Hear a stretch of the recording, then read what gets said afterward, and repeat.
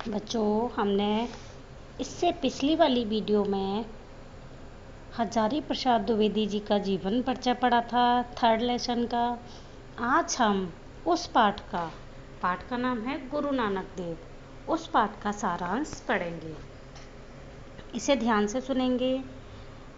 ये एक कहानी के रूप में मैं आपको शॉर्ट रूप में बता रही हूँ, इसलिए इसे ध्यान से सुनेंगे।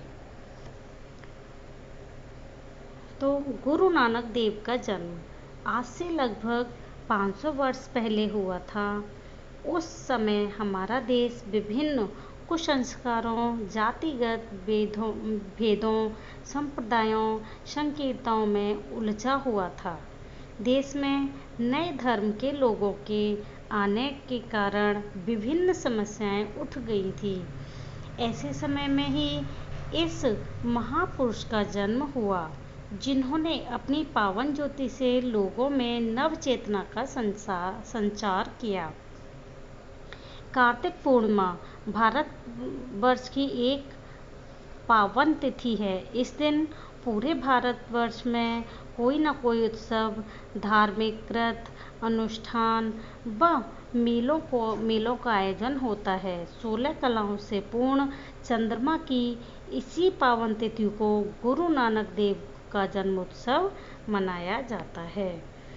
गुरु नानक देव स्वयं भी ऐसे ही 16 कलाओं से परिपूर्ण उज्जवल ज्योति वाले महापुरुष थे। गुरु नानक देव शरत काल के पूर्व चंद्रमा की भांति बहुत ही शांत, निर्मल, स्निग्ध तथा ज्ञान के भंडार थे।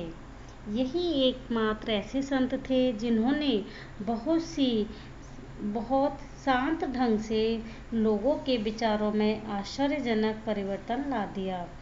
वे लोगों को उपदेश नहीं देते थे, बल्कि क्रियात्मक ढंग से लोगों को सिखाने का प्रयास करते थे।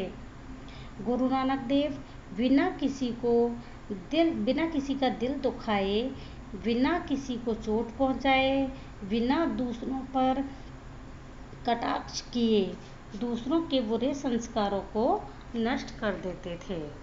लोगों के आचार विचार में इतनी बड़ी क्रांति लाने वाले गुरु नानक देव इतने मधुर व मोहक वचनों को बोलने वाले थे।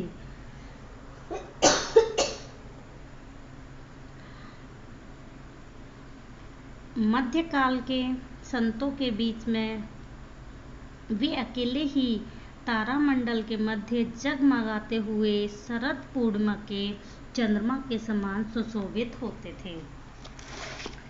गुरु नानक देव ब्रह्म आडंबरों के कट्टर विरोधी थे। वे लोगों से कहते थे कि जिन आडंबरों को तुम स्वयं धर्म समझ रहे हो तथा जिन संस्कारों को आस्था मान रहे हो, वे सब धर्म नहीं। धर्म तो वह है जो ईश्वर रूप होकर आत्मा के रूप में तुम्हारे अंतःकरण में विराजमान है। उस अलख अगोचर अगम्य दिव्य शक्ति के कारण ही तुम जीवित हो, सांस ले रहे हो। उस आत्मा के बिना तुम्हारा कोई अस्तित्व नहीं है। घट घट में उसी की ज्योति विद्यमान है।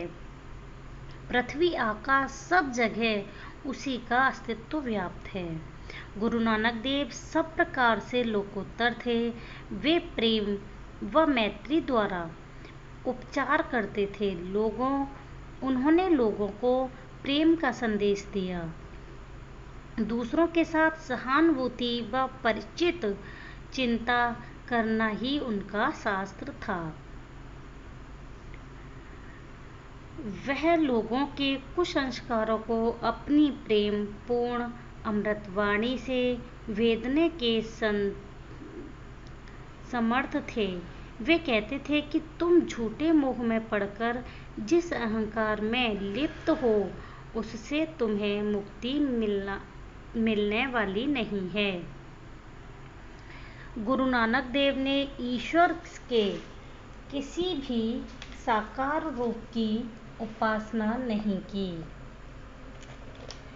ना ही वे स्वयं को भगवान का अवतार मानते थे। वे तो अगम अगोचर अलख अपार देव से ही प्रार्थना करते थे कि आप ही हमारी चिंता करो, क्योंकि जल थल पृथ्वी और सर्वत्र तुम्हारी ही लीला व्याप्त है। तुम्हारी ज्योति से ही कण कण प्रकाशित हो रहा है। गुरु नानक देव ने सत्य मार्ग अपनाकर जन जन के सामने सत्य का साक्षात्कार कराया। ईश्वर सब लोगों पर उनकी कृपा दृष्टि दिखाते हैं, तो अपनी दिव्य ज्योति को ऐसे ही संत महापुरुष महात्माओं के रूप में इस संसार में उतार देते हैं। ऐसी ही दिव्य व अलौकिक शक्ति के रूप में नानक देव हमारे देश में अवतरित हुए। ऐसे मानव जब देह धारण करते हैं तो वे कुछ अनोखा ही कर दिखाते हैं। आप आशा की ज्योति फैलाकर प्रेम की धारा से हमारा मार्गदर्शन करो। हम भटक गए हैं, हमारी अलौकिक ज्योति में हमें सद्मार्ग दिखाओ। ऐसी गुरु नानक देव से लोग अपेक्षा करते थे।